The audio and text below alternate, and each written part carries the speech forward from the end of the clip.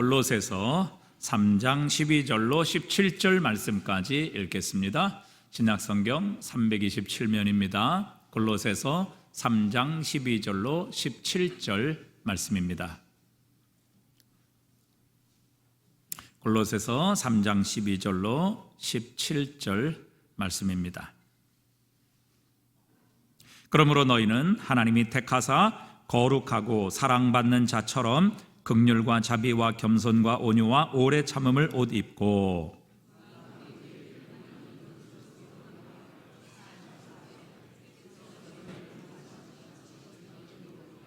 이 모든 것 위에 사랑을 더하라. 이는 온전하게 매는 띠니라.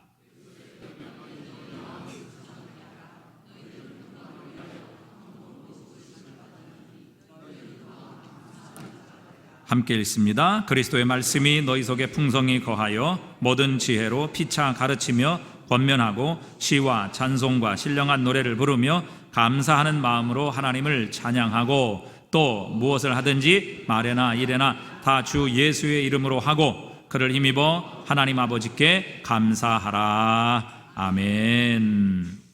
마음이 병든 사람은 그것이 겉으로 드러나게 되어 있습니다. 그래서 그 사람의 이제 표정만 봐도, 얼굴만 봐도 이 사람이 지금 화가 났구나, 또 기분이 안 좋구나라는 것을 우리가 알아챌 수 있죠.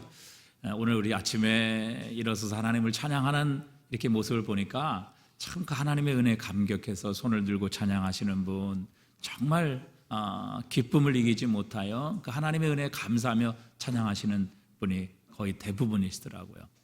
근데 여러분, 정말 우리의 마음속에 그 하나님의 은혜로 인한 감격이 넘치는데 우리가 하나님을 찬양하고 기쁨으로 예배하지 않을 수 있습니까? 우리 어떤 분들 가운데는 이제 제가 이렇게 누구라고 말씀드릴 수는 없습니다만은 이제 입도 전혀 벌리시도 아니하고 찬양도 전혀 아니하시는 이런 분도 계세요. 그런 분들 얼마나 감사한지 모릅니다. 마음에 믿음도 없는데 이렇게 교회까지 나오신 게 얼마나 참 대단한 참 결심인지 알 수 없습니다. 이렇게 우리의 마음이 우리의 표정으로 또 우리의 외모로 드러나게 되죠. 또 그 사람이 입고 다니는 옷을 보면 그 사람의 마음 상태를 우리가 어느 정도 짐작할 수 있습니다. 이제 옷에 이제 음식을 먹다가 또 이렇게 저도 요즘 할아버지가 돼갖고 자꾸 흘리고 그러더라고요. 근데 넥타이에도 자꾸 묻고 또 이 옷에 와이셔츠에도 빨간 머리 자꾸 묻고 그래요. 근데 그거 이제 묻으면 제가 이제 사무실에 와서 지우려고 노력하든지 다음 날에 이제 갈아입죠, 집에 가서. 근데 그렇게 얼룩이 묻었는데도 며칠씩 계속해서 입고 다니시는 분, 또 옷에 실밥이 터졌는데도 전혀 상관하지 않냐고 계속 입고 다니시는 분, 이런 분들은 이제 우울증에 걸렸을 확률이 참 많이 있습니다.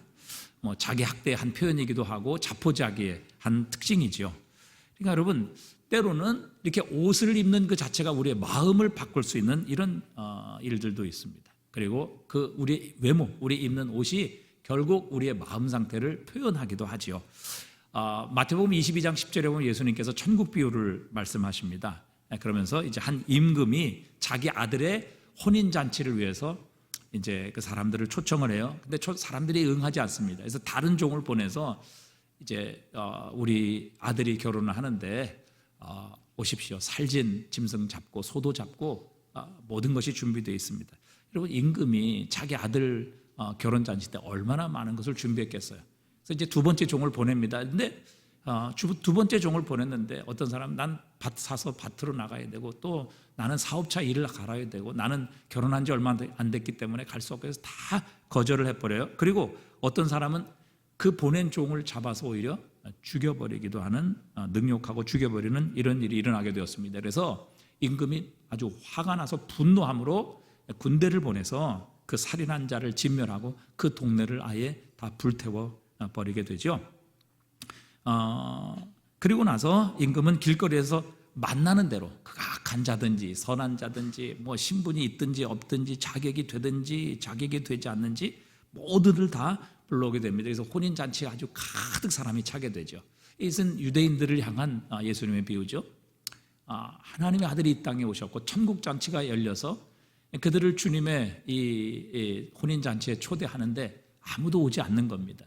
하나님께서 이 아들의 혼인잔치를 위해서 많은 선지자를 보냈지만 오히려 이 선지자들을 죽이고 또 이 선지자들을 능욕하는 이런 일들이 이스라엘 백성들에게 있었죠.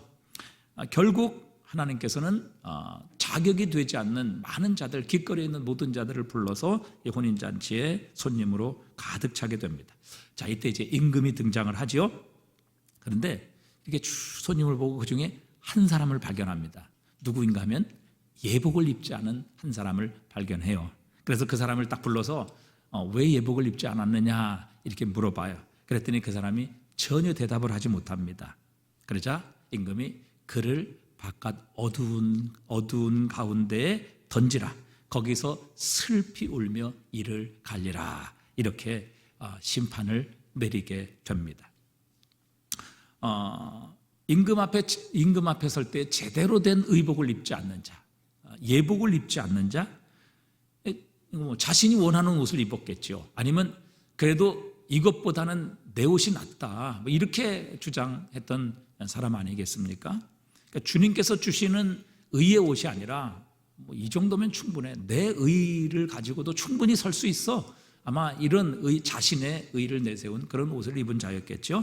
결국 주님께서 요구하시는 옷이 아니라 자기가 자랑하는 옷, 자기가 입고 싶은 옷 입었다가 결국에는 그 임금으로부터 쫓겨나고 심판을 받게 된 것이죠. 자, 그렇다면 임금은 왜 이 예복을 입지 않은 사람을 쫓아냈을까요? 무엇 때문에 이 임금은 그 자기가 그래도 최고의 옷이라고 입었을 텐데 그 임금을, 그 옷을 입은 사람을 왜 쫓아냈을까 하는 것입니다. 아마 이런 이유가 있었을 것 같아요. 임금이 초청을 했는데 그 임금의 초청 자리에 어떤 옷을 입고 나왔느냐 하는 것이 바로 그 자신을 초청한 임금에 대한 예의가 아니겠느냐 하는 것입니다.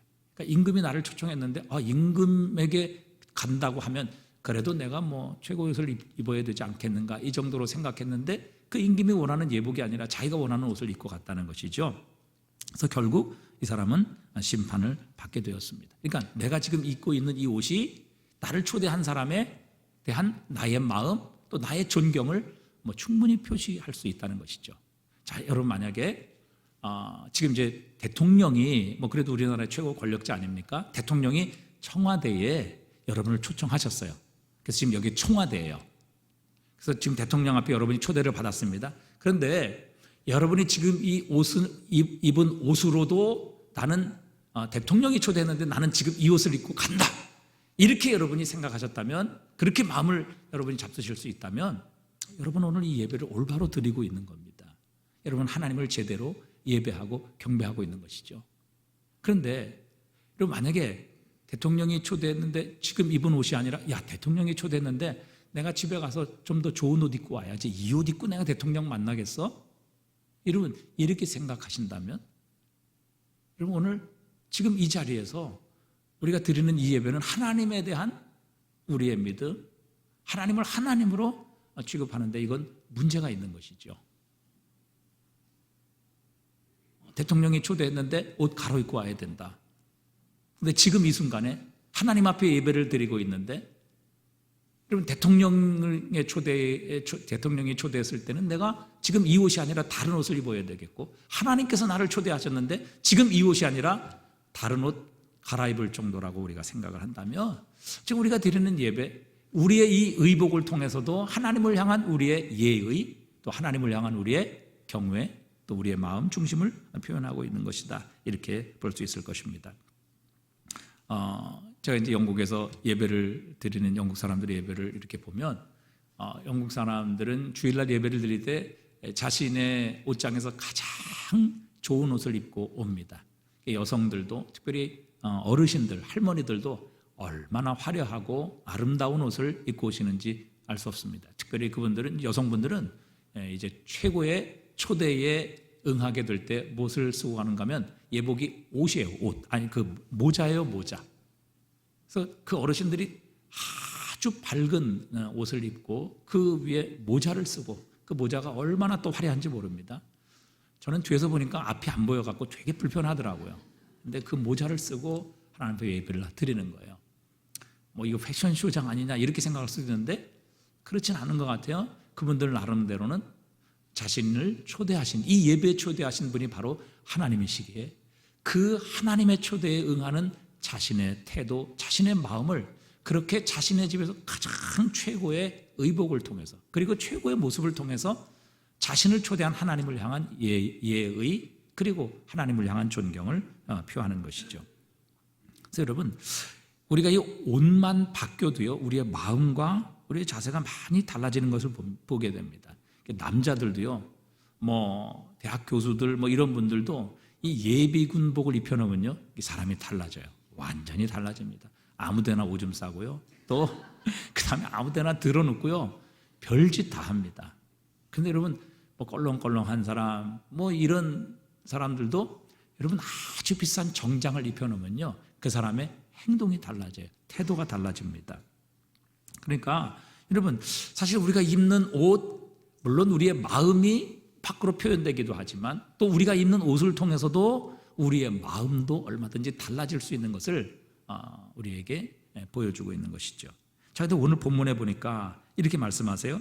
너희는 하나님이 택하사 거룩하고 사랑받는 자처럼 긍휼과 자비와 겸손과 온유와 오래 참음을 옷 입고 라고 이렇게 말씀하세요. 그러니까 여기 보니까 너희는 하나님의 택하사 거룩하고 사랑받는 자로서 이렇게 말씀하시는 게 아니라 자처럼, 원어에도 보면 이게 처럼, 마치 무엇 같이 이렇게 표현하고 있거든요. 그러니까 너희는 하나님의 택하사 거룩하고 사랑받는 자처럼 긍휼과 자비와 겸손과 온유와 오래 참음을 옷 입고 이렇게 말씀하십니다. 그러니까 원래는 그렇지 않지만 그런 것처럼 그렇게 행동하라, 생각하라, 그렇게 믿으라, 이런 표현이거든요.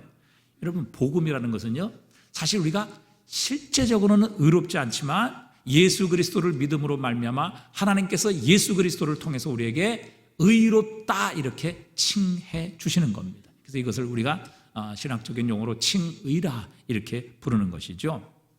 칼빈은 그의 기독교 강요에서 칭이라는 것은 우리가 마치 의롭기나 한 것처럼 하나님께서 우리를 자기의 은혜 속으로 들어오도록 받아주시는 것이다, 이렇게 정의를 했어요. 그러니까 사실 우리 실제적으로는 의롭지 않다는 것이죠.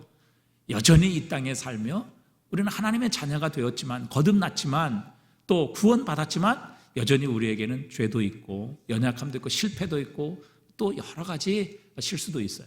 근데 그럼에도 불구하고 우리는 하나님께서 의롭다, 완전하다, 깨끗하다 이렇게 하나님께서 법정적으로 우리에게 선언을 해주시는 겁니다. 그러니까 그 선언과 실제는 물론 차이가 있어요. 그런데 오늘 이 본문은 그렇게 말씀하시는 거예요. 그렇게 선언처럼 우리가 살아가고 그렇게 행동하고 그것을 옷 입으라, 이렇게 우리에게 말씀하고 계시는 겁니다. 그렇게 우리가 아직 실제적으로는 되지 않았지만 그렇게 하나님께서 선언하시고 선포하신 것처럼 그렇게 우리가 믿고 그렇게 살아가면 우리가 점점 그렇게 닮아간다는 것이죠. 그래서 나는 이 세상 만민 가운데서 하나님께서 사랑하셔서 특별히 택한 자다. 나는 하나님의 자녀로서 거룩한 자다. 그리고 나는 하나님의 사랑받는 자녀다 라고 그렇게 그것처럼 그렇게 믿고 그렇게 생각하고 그렇게 우리가 살아가면 우리는 진짜 거룩한 자도 되고 진짜 하나님의 선택받은 삶의 모습을 살아가며 우리는 사랑받는 자녀 같은 모습으로 우리의 삶이 바뀌고 변화될 것이다, 이렇게 우리에게 말씀하고 계시는 겁니다. 한 번 말씀드린 적이 있습니다만 여기에 딱 맞는 얘기예요. 스티븐 코비의 책에 보면 자니 링고라는 사람의 이야기가 나옵니다. 그가 결혼을 했는데 보통 이 아프리카에서는 남자가 여자를 데리고 올 때 그 여자의 아버지 장인에게 보통 암소를 대가로 치릅니다. 근데 자신의 그 신부감이 아주 예쁘면 암소 4마리, 조금 떨어지면 암소 3마리, 정말 기도 없이는 살 수 없는 여자이면 암소 1마리를 주고 이렇게 데리고 올 수 있습니다. 그런데 링고의 아내 이 사리타라는 여인은 정말 볼품없는 여인이에요. 그 아프리카에서는 이렇게 퉁퉁한 여인을 최고로 치는데 아주 비썩 말랐어요. 어깨도 구부정합니다. 정말 외적으로는 볼품없는 여인이에요. 그런데 이 링고가 그 장인에게 암소 8마리를 주고 자신의 아내로 데리고 옵니다. 주변의 모든 사람의 비웃음을 사게 되죠. 근데 나중에 선교사가 이 링고의 집을 방문을 합니다. 근데 링고의 아내 사리타를 보는 순간 이 선교사가 깜짝 놀라게 되죠. 소문과는 달리 너무 아름다운 모습의 여인이 서 있었기 때문이었습니다. 빛나는 눈동자, 아름다운 턱선, 그리고 당당한 걸음걸이에 정말 그 말에 최고의 여인이었던 것입니다. 그래서 선교사가 링고에게 물었어요. 아니, 왜 당신 아내의 모습이 이렇게 소문과 전혀 다른 아름다운 모습입니까? 물었어요. 그랬더니 링고가 이렇게 얘기를 했어요. 결혼 전에 여자들끼리 모여서 하는 얘기를 제가 잠시 들었습니다. 한 여자가 나는 암소 3마리에 시집왔다라고 말하니까 다른 여자가 나는 암소 4마리에 시집왔다 자랑을 했습니다.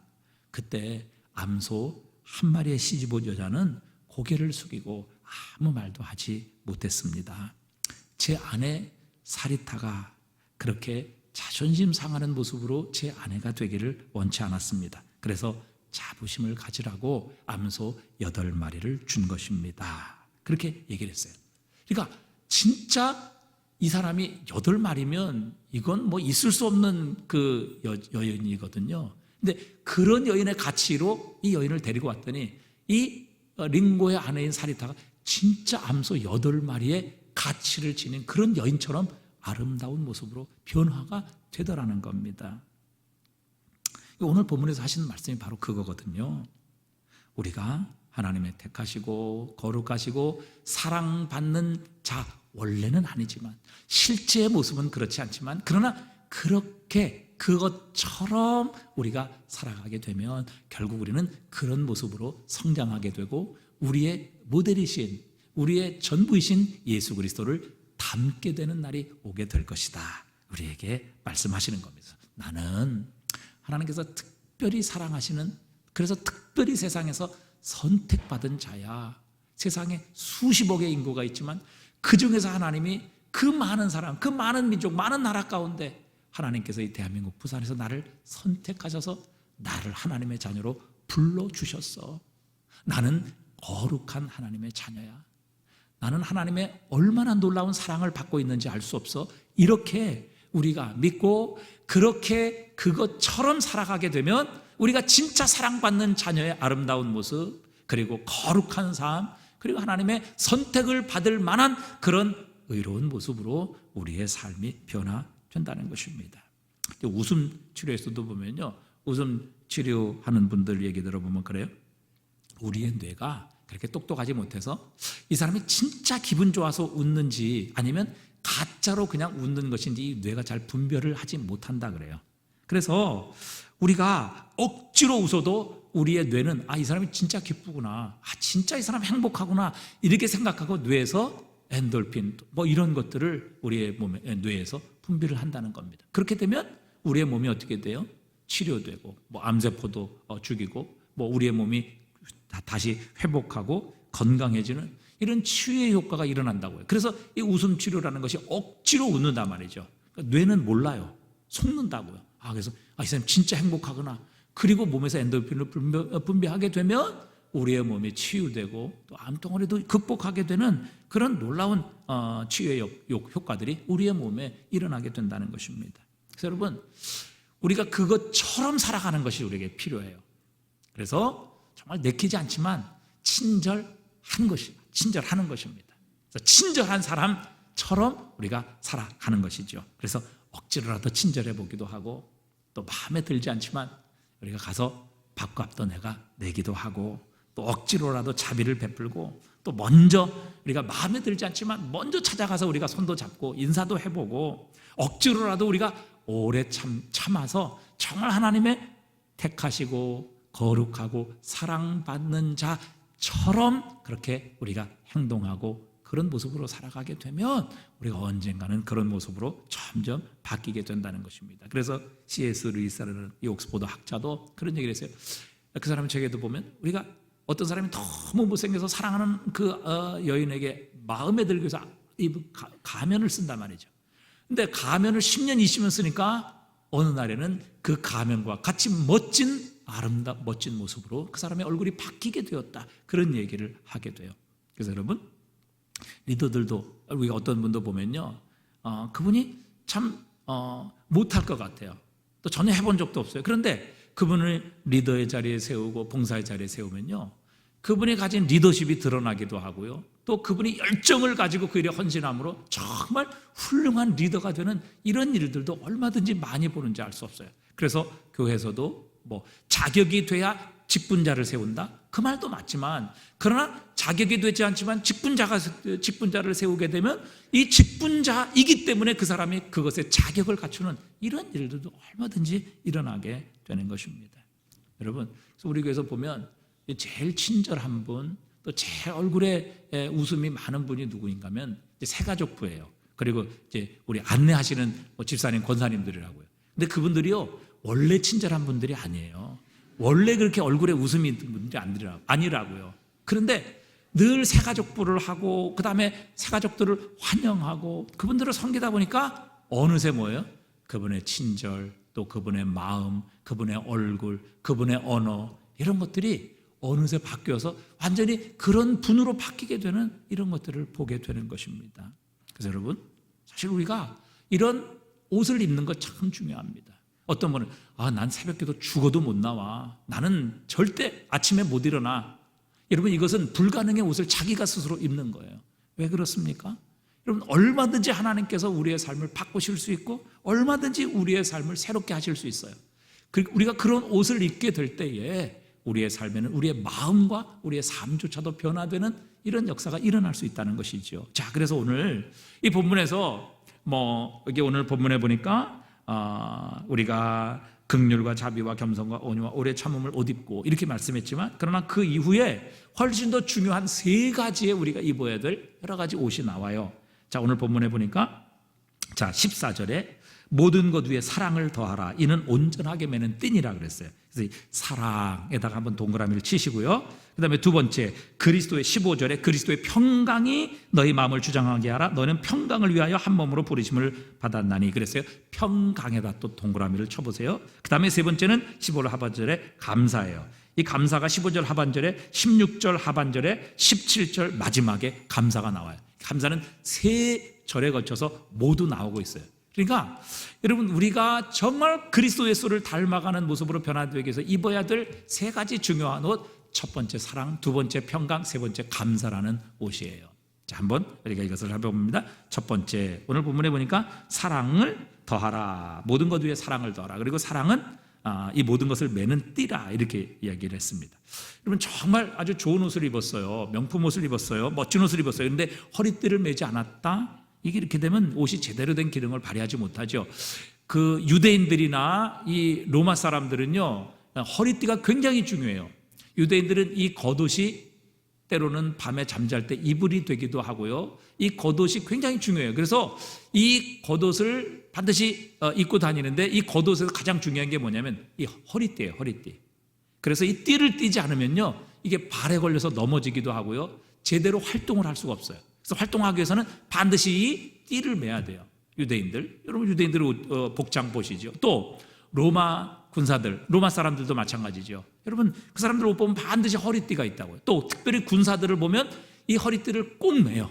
그래서 우리가 복음의 전신갑주를 할 때도 우리가 띠를 꼭 매야 된다, 이렇게 말씀하고 있지 않습니까? 저도 이제 가끔 주일날 늦거나 혹은 요즘은 자꾸 정신이 없어지는데, 이게 정신이 없어서 이 양복을 다 입고 왔는데 교회 와보니까 허리띠를 매지 않고 나온 거예요. 이게 어떻게 할 수가 없어요. 그래서 이제 목양실에 있는 넥타이로 대신 이렇게 매기도 하고, 또 끈 같은 거 어떻게 해요? 이거 여러분은 안 보이지만 이게 자기 줄줄 내려가는데 어떻게 하겠습니까? 그래서 이제 우선 끈을 이렇게 매고 나옵니다. 그러니까 아무리 좋은 옷도 이 허리띠가 없으면요, 매는 끈이 없으면 이게 제대로 된 역량과 기능을 발휘할 수가 없는 거예요. 우리 한국 사람이 이 버버리를 매우 좋아하지 않습니까? 그래서 이제 이 버버리가 영국제잖아요. 영국에 가면요, 한국 사람들은 버버리를 보통 3개에서 한 5개 정도 사옵니다. 그 비싼 것을. 영국 사람들 버버리 입는 사람 없어요. 왜? 너무 비싸기 때문에. 한국 사람들 이렇게 많이 사와요. 근데 여러분, 그 멋진 버버리를 딱 입었어요. 근데 버버리의 포인트가 어디에 있습니까? 예? 버버리의 포인트가 어디 있어요? 아니, 제가 요구하는 대답이 뭐겠습니까? 지금 무슨 얘기를 해요?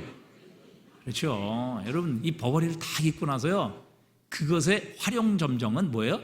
허리띠란 말이죠. 딱 이 허리띠를 메고 버클을 딱 멜 때 그 버버리의 그 아름다운 품이 그리고 그 멋이 살아나게 되는 거죠. 버버리 그 비싼 거 입었는데 여러분 허리 땀 메고 펑퍼짐하게 다니면 이 버버리 제대로 된 멋이 나지 않는단 말이죠.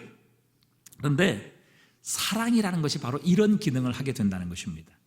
사랑이 없이 추구하는 모든 덕목들은 제대로 된 능력도 발휘하지 못하고 또 다른 사람에게 그걸 유익도 주지 못하고 아름다운 의미도 결국 잃어버린다, 이렇게 말씀하십니다. 그래서 오늘 우리가 여기 12절에 보니까 입어야 될 여러 가지 옷이에요. 긍휼, 자비, 겸손, 온유, 오래 참음, 옷 입어라. 근데 여러분 이런 옷을 입었는데 사랑으로 매지 않았어요? 여러분 사랑이 없는 긍휼, 이게 뭐예요? 형식이죠. 또 사랑이 없는 겸손, 이건 가식이잖아요. 그러니까 사랑이 없는 이런 모든 덕목들은 능력도 없습니다. 상급도 없어요. 아름답지도 않아요. 효과도 없어요. 그러니까 사랑으로 이 모든 것을 묶게 될 때에 결국에는 거기에서 능력도 나타나고 아름답기도 하고 그것을 통해 우리는 하나님으로부터 상급도 받게 된다는 것이죠. 그래서 사랑이 뭐예요? 이 모든 것을 매는 띠다. 이게 없으면 결국 흘러내리거나 제대로 기능도 발휘하지 못하고 아무것도 아니다. 그러니까 사랑의 띠를 꼭 매야 된다. 자, 우리 바울이 고린도전서 13장에서 사랑을 이렇게 정의를 했죠. 우리 한번 다 같이 읽어보겠습니다. 내가 사람의 방언과 천사의 말을 할지라도 사랑이 없으면 소리나는 구리와 울리는 이 소리나는 구리 울리는 꽹과리가 뭐예요? 이게 아무 생명이 없는 거예요. 그냥 단지 소리만 내는 거지 거기에는 아무 생명도 아무 호흡도 없는 거예요. 내가 천사의 말, 사람의 방언, 천사의 말, 이거 얼마나 위대한 영적인 은사예요. 근데 그거 아무리 가지고 있어도 사랑이 없으면 이게 뭐예요? 생명 없다, 죽은 거다.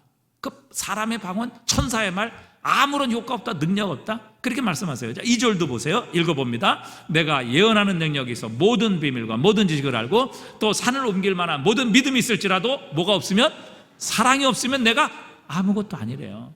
여러분 믿음으로 산을 옮길 수 있는 이런 놀라운 믿음의 능력이 있어요. 그런데 사랑이 없다? 아무것도 아니라는 거예요. 우리에게 무슨 능력이, 우리에게 무슨 유익이 있냐는 거죠. 우리에게 아무런 도움이 되지 않는다는 것이죠. 그러니까 사랑으로 하지 않는 이 모든 것들은요 전부 의미도 없고 능력도 없고 나에게 유익도 없다는 겁니다. 자, 3절도 읽어보겠습니다. 내가 내게 있는 모든 것으로 구제하고 또 내 몸을 불사르게 내어줄지라도 사랑이 없으면 내게 아무 유익이 없느냐. 왜? 이건 사랑으로 하는 게 아니라 자기의 의를 위하여, 자기 이름을 나타내기 위하여 하는 거예요. 내 몸을 불사르게 내어주는 희생이 사랑이 아니라 자기 이름 내기 위해서, 자기의 의를 위해서 이 모든 일들이 진행된다면 나에게 유익이 없다, 하나님으로부터 상급이 없다. 그거 네가 세상에서 다 받았잖아. 너 사람들한테 영광 받고 너 사람들한테 칭찬 받았잖아. 그러니까 내가 너에게 줄 상 없어. 하나님이 그렇게 말씀하신다는 겁니다. 그래서 여러분 이 사랑이라는 이 띠를 우리가 매지 않으면 우리가 다른 모든 덕목이 있을지라도 그것은 아무런 능력도 없다, 나에게 아무런 유익도 없다, 그렇게 말씀하시는 겁니다. 이 사랑이라는 것은 이렇게 정의할 수 있을 거예요. 아마 모든 관심과 또 우리의 마음의 무게중심이 나에게서 다른 사람에게로, 하나님에게로 옮겨지는 것, 이것을 우리가 사랑이라 이렇게 정의할 수 있을 것입니다. 여러분 하나님께서 그분의 가장 사랑하시는 분, 그분의 아들을 계속 그의 품에 품고 계셨다? 우리에게 아무 일도 일어나지 않았을 거예요. 예수님께서 그에게 가장 귀한 생명을 그저 유지하고 계셨다면 여러분 우리는 전혀 구원받을 다른 가능성이 없었을 거예요. 그런데 하나님은 가장 사랑하는 독생자를 우리 위해 내어 주셨습니다. 예수님께서는 나 같은 죄인을 위하여 가장 귀한 하나밖에 없는 생명을 십자가에 못 박아 주셨습니다. 그러니까 중심 이동이죠. 하나님 자신이 아니라 우리 죄인을 위한, 예수님께서도 예수님 자신이 아닌 우리 죄인을 위해 자신의 생명까지 내어주시는 이 중심 이동을 통해서 우리는 구원받았습니다. 우리는 새 사람이 되었습니다. 우리는 살아나게 되었습니다. 우리는 새로운 소망을 가지고 살아갈 수 있는 이 놀라운 기회가 우리에게 주어지게 하신 것이죠. 그래서 여러분 죄악의 본질 가운데 하나는요 이기심입니다. 이기심. 그래서 이 아담의 타락도요 하나님의 영광, 하나님의 말씀을 순종했다면 타락하지 않았을 거예요. 그런데 자신이 하나님처럼 될 것이다, 네가 하나님처럼 될 것이다, 이렇게 유혹했을 때 자신을 위하여 하나님을 버리게 되죠. 무게중심을 여전히 자신에게 가지고 있었을 때 결국 타락이라는 것이 오게 되었습니다. 오스트리아의 유명한 정신의학자인 아들러라는 사람이 있죠. 많은 아들러의 심리학 책이 나오고 있습니다. 우리나라에서도 베스트셀러가 되었는데, 이 아들러에게 어느 우울증 환자가 찾아왔어요. 아들러가 여러 검사를 해보고 조사를 해봤지만 이 우울증이라는 질환을 유발할 수 있는 어떤 요인도 찾을 수가 없었어요. 그래서 생각 끝에 아들러가 환자에게 약을 주며 이렇게 덧붙여서 말했습니다. 이 약을 먹으면서 꼭 해야 될 일이 있습니다. 지금부터 2주 동안 남을 어떻게 하면 기쁘게 해줄 수 있을까를 매일매일 생각하고 그것을 실천하십시오. 그러면 당신은 곧 우울증에서 해방될 것입니다. 곧바로 환자는 의사의 지시대로 남에게 도움을 줄 수 있는 일을 찾기 시작했습니다. 그리고 열심히 남들을 위해 봉사하고 다른 사람의 어려움에 관심을 갖고 그 관심을 실천하기 시작했습니다. 그러던 며칠을 보내던 어느 날 갑자기 환자는 말로 형용할 수 없는 기쁨이 밀려옴을 느낄 수 있었습니다. 그래서 이 환자는 2주 만에 기적적으로 우울증에서 벗어나게 됩니다. 여러분, 이렇게 우리가 주님의 마음으로 내 자신을 향한 이기적인 관심과 관점을 내려놓고 하나님을 향해, 우리의 형제 자매를 향해 우리의 무게중심이 옮겨져서 하나님을 먼저 우리가 우선순위로 여기고 우리의 가족, 또 우리의 남편, 아내, 또 우리의 자녀, 우리의 형제 자매 지체들을 우리가 먼저 배려하고 먼저 그들에게 친절을 베풀고 우리가 먼저 용서하는 삶을 살게 되면, 여러분, 우리는 진짜 사랑의 본체이신 하나님을 닮아가게 되는 겁니다. 그러면 나를 통하여 우리의 공동체는 천국으로 회복되는 역사가 일어나게 하시는 겁니다. 사랑은 자기의 유익을 구치 아니합니다. 남의 유익을 먼저 구하는 것, 이것이 사랑이라, 그렇게 성경은 정의하고 있는 것입니다. 그래서 우리가 우리의 무게중심을 옮기는 것, 이 관심을 나에게서 하나님에게로, 나에게서 내 지체, 형제 자매에게로 옮기는 것, 이것이 사랑이고, 우리가 그것처럼 살아가게 될 때에 우리도 역시 하나님을 닮아가는 그런 모습으로 바뀌게 될 것이다. 두 번째는 평화 혹은 평강입니다. 평강. 이 평강이라는 것은 관계를 통해서 주어지는 것이죠. 여러분, 우리가 왜 하나님과의 평강을 잃어버렸습니까? 하나님께 지은 죄로 말미암아 하나님과의 관계가 끊어졌기 때문에 우리의 마음에 하나님의 평강이 임하지 못하게 되는 것이죠. 그러나 예수 그리스도께서 우리를 위해 십자가에 죽으시고 우리의 죄를 위해 십자가에서 대속하셨기 때문에 하나님과 우리의 관계가 회복되는 거예요. 그래서 예수님께서 부활하셔서 제자들에게 첫 번째 나타나셔서 하신 말씀이 너희에게 무엇이 있을지어다? 평강이 있을지어다. 왜? 그리스도 예수의 십자가의 대속, 그분의 부활로 말미암아 이제 우리의 하나님과 우리 사이를 막고 있던 이 모든 죄가 용서받았기 때문에 하나님과 우리의 관계가 회복될 수 있었기 때문입니다. 그래서 우리에게 평강이 주어지는 거예요. 사람의 관계도 마찬가지죠. 여러분, 사람과의 평강도 관계를 통해 주어지는 겁니다. 여러분, 부부가 싸우고 또 갈라지고 다투고 서로 미워하고 원수처럼 여기는데, 여러분, 100평짜리 집에 산들 평강이 있겠습니까? 기쁨이 넘치겠습니까? 절대 그런 거 없어요. 그러나 여러분, 정말 단칸방에 살지라도 부부가 정말 사랑하고 정말 부부의 관계가 최고에 이른다면 여러분, 그런 환경은 문제되지 않는 것입니다. 평강은 여러분, 이렇게 관계를 아름답게 유지하는 것. 그래서 여러분, 상대방과의 올바른 관계를 유지하려면 다른 사람에 대해서 비난하고 다른 사람의 잘못하는 것 자꾸 보고 못하는 것만 찾고 그것을 본다면 결코 좋은 관계를 유지할 수가 없어요. 저도 늘 이제 어릴 때 우리 부모님들에게 가진 불만이 한 가지가 있었는데, 그게 뭐냐면 잘하는 거는 아무 말도 안 해요. 잘하는 거 그냥 지나가요. 당연한 것으로 여겨요. 못하는 거 있으면 반드시 들춰냅니다. 지적합니다. 혼냅니다. 야단칩니다. 매맞습니다. 제가 굉장히 불만이 들더라고요. 아니, 잘하는 것도 있는데 잘하는 건 한 번도 얘기 안 하고 맨날 못하는 것만 가지고 그렇게 야단치고 못하는 것만 들춰내고 또 실패한 것, 잘못한 것만 그렇게 야단치니까 이게 사람이 기가 죽더라고요. 자존감이 자꾸 이렇게 낮아지는 것을 느끼게 됩니다. 여러분, 세계에서 가장 다이아몬드가 많이 나오는 지방이 러시아와 아프리카예요. 그런데 그 다이아몬드의 가치는 어마어마하죠. 여러분 이 손톱만한 다이아몬드 하나가 수억 혹 수십억 또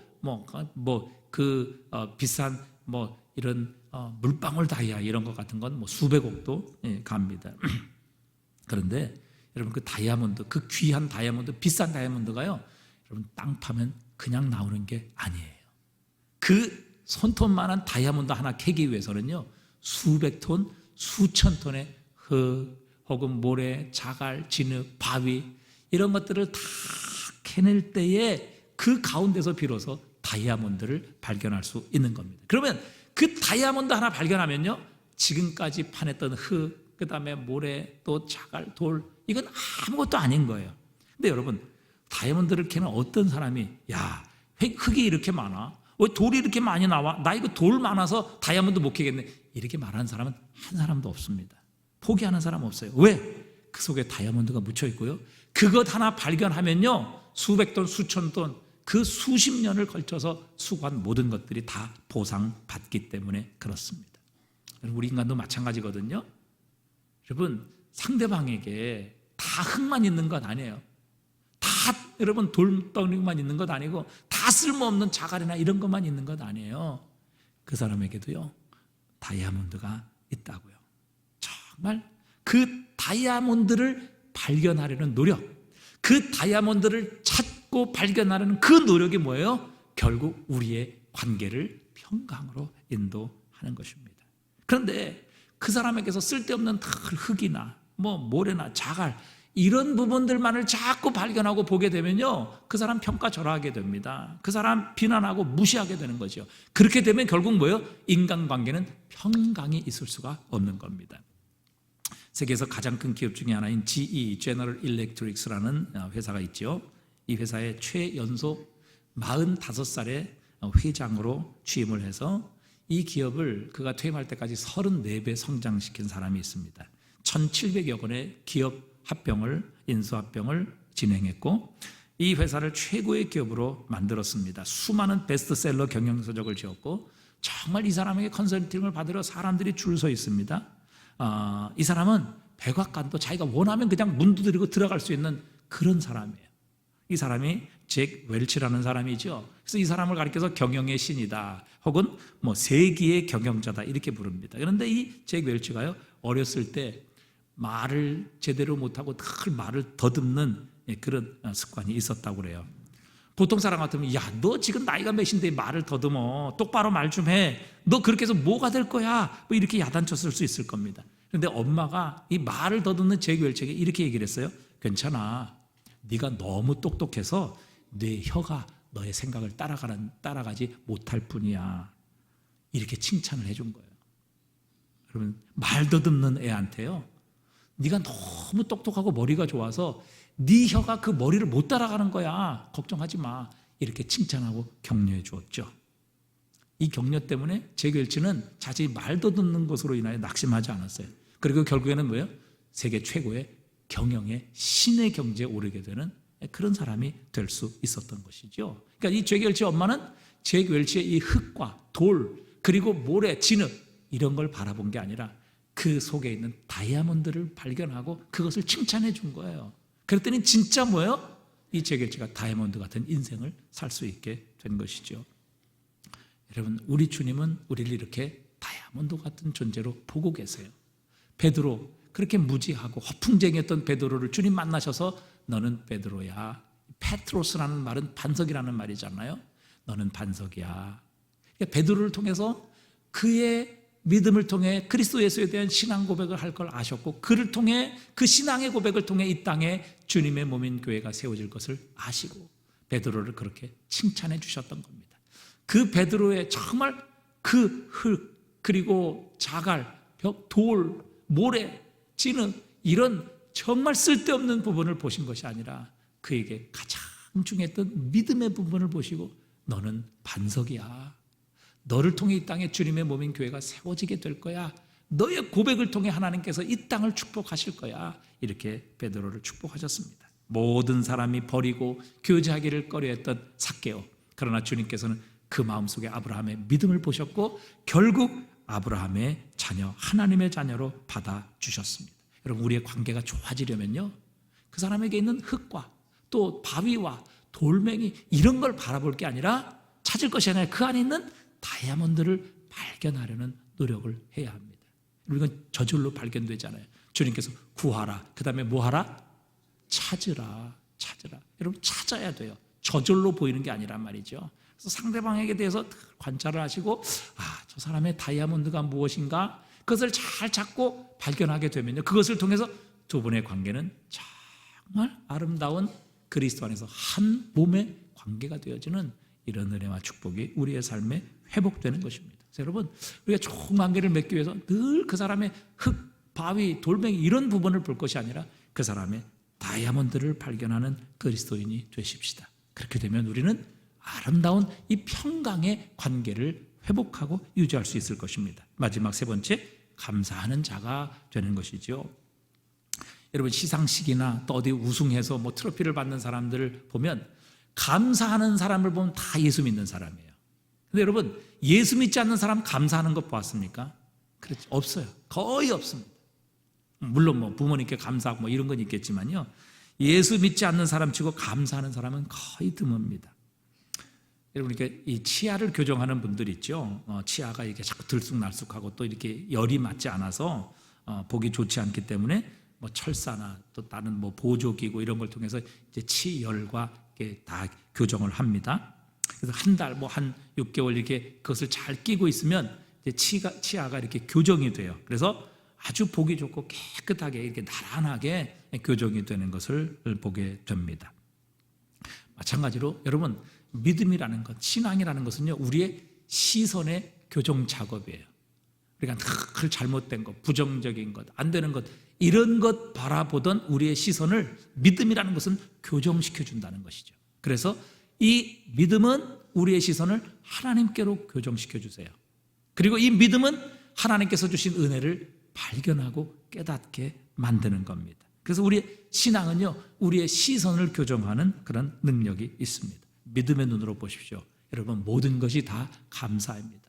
감사 아닌 것이 어디 있어요? 여러분, 내가 여기에 지금 존재하는 것, 이게 내 노력입니까? 여러분, 저 햇빛 내가 지금 기도해서 뜨는 거예요. 이 공기, 여러분, 내가 지금 뭐 요청해서 지금 이 공기가 있습니까? 여러분, 내 심장, 내 허파, 여러분, 내가 지금 노력해서 뛰는 거예요. 다 자율신경으로 뛰는 거예요. 여러분, 하나님께서 이 모든 것들을 허락하시지 않고 지키시지 않으면요, 우리는 결코 여기 존재할 수 없어요. 여러분, 믿음의 눈으로 모든 것을 보면요, 다 하나님의 은혜예요. 은혜 아닌 것 하나도 없습니다. 그런데 놀라운 사실은요, 이렇게 하나님께 감사하면요, 이 감사는 우리에게 돌아온다는 거예요. 감사는 받은 것 받았다고 표현하는 게 감사라고 그랬죠. 이 감사를 하면요, 이 감사는 우리에게 돌아와요. 어느 가정에 5남매를 모두 대학까지 졸업시키고 시집 장가까지 다 보낸 이제 한시름 놓은 그런 아버지가 있었습니다. 어느 날 자신이 이제 건강도 좀 좋지 않고 또 고생하시던 이 아버지가 모든 자녀들을 소집했어요. 자식들, 며느리, 사위 다 불러 모았습니다. 그래서 이제 자식들은 건강도 좀 좋지 않으시고 연세도 있으시니까 아버지가 유언을 좀 남기시려는가 보다.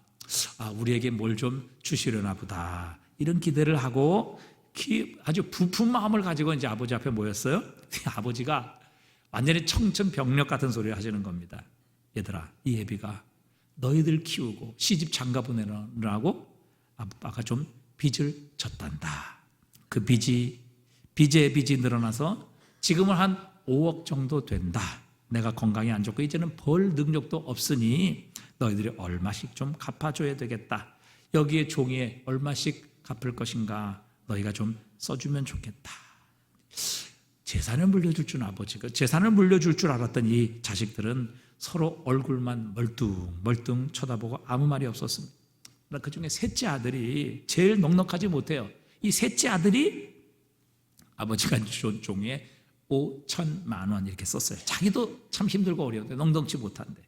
그러자 마지못해 자식들이 뭐 첫째, 둘째 또 뭐 딸 이래가지고 무슨 경매 가격 적는 것처럼 500만 원, 700만 원, 800만 원, 900만 원 이렇게 해서 적었어요.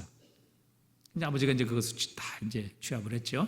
그리고 이제 수개월 후에 아버지가 다시 자식들을 다 모았습니다. 그리고 이렇게 말을 했어요. 내가 죽고 나면 너희들끼리 얼마 되지 않는 이 유산으로 인하여 싸움질하고 남매들 간에 반목할까 봐 내가 이제 마지막으로 재산을 다 정리했다.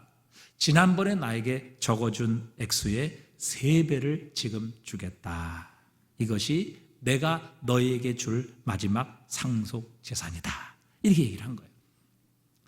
여러분, 아버지의 은혜를 기억하고 그 아버지의 은혜에 늘 감사했던, 정말 가난하고 부족하고 힘들었지만 그러나 그 아버지의 은혜를 기억하고 그 아버지에게 감사했던 아들은 5천만 원 썼어요.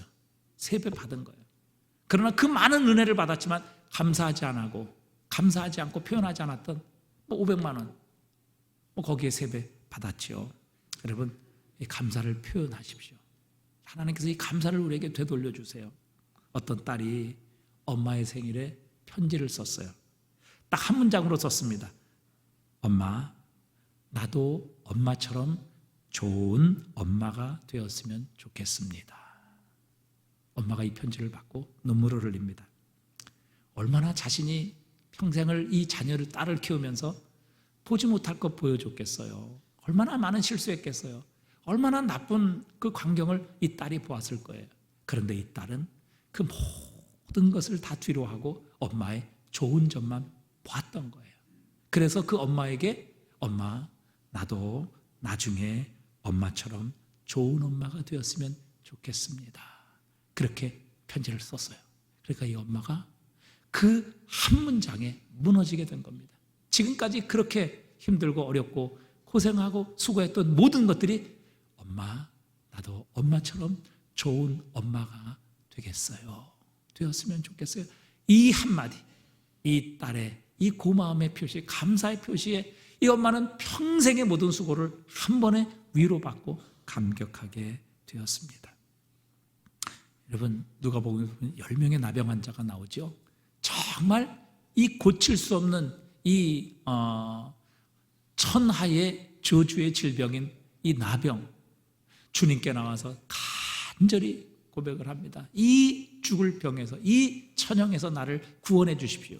근데 주님께서 그들의 소원을 들어주셔서 그들을 낫게 해주셨어요.